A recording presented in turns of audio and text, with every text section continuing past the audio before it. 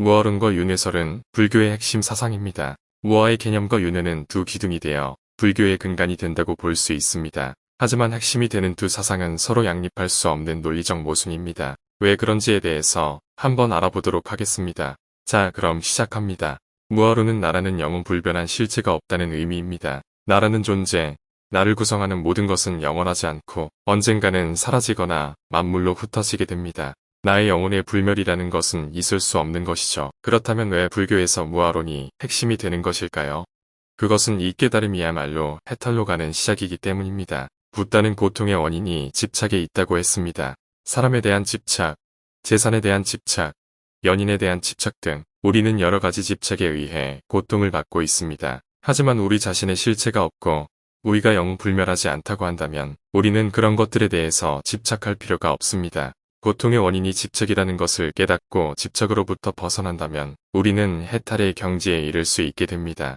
이 원리를 깨달은 사람이 붓다 즉 깨달은 자가 되는 것입니다. 윤회란 과거에 내가 쌓은 업으로 인해 환생을 하는 것입니다. 과거 자신이 쌓은 업에 따라서 육도의 세계에서 환생하게 됩니다. 따라서 우리는 살아가면서 좋은 업을 쌓도록 해야 합니다. 하지만 앞서 말한 해탈을 하게 된다면 더 이상 업을 쌓지 않아 윤회의 사슬을 끊고 윤회로부터 벗어날 수 있습니다. 그렇기 때문에 우리는 사는 동안 수행이나 공부를 통해 깨달음을 얻기 위해 노력을 해야 하는 것입니다. 여기까지 보셨다면 눈치채신 분들도 계실 겁니다.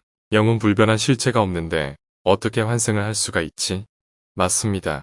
무아의 개념과 윤회는 서로 양립할 수 없는 논리입니다. 윤회에 따르면 과거에 내가 저지른 업에 의해 환생을 하게 되는데 무아의 기본 전제를 생각했을 때는 이치에 맞지 않는 말이 됩니다. 과거의 나와 현재의 나는 다르다고 할 수밖에 없는데 과거에 내가 저지른 업을 현재 내가 받는 것은 타당하지 않기 때문입니다. 학부 시절 불교 강의를 들으면서 이것에 의문이 들어 교수님께 질문을 드린 적이 있습니다. 하지만 교수님의 답변은 납득이 되지 않았고 논리적 모순을 해결하지 못했다는 생각이 들었습니다. 그래서 저는 구글에 윤회와 무아에 대한 것을 검색하였고 아주 오래전부터 이 모순에 대해 논쟁이 있었다는 것을 알게 되었습니다. 교수님의 설명과 자료 검색을 통해 제가 내린 결론은 결국 두 개념은 서로 양립할 수 없다는 것입니다.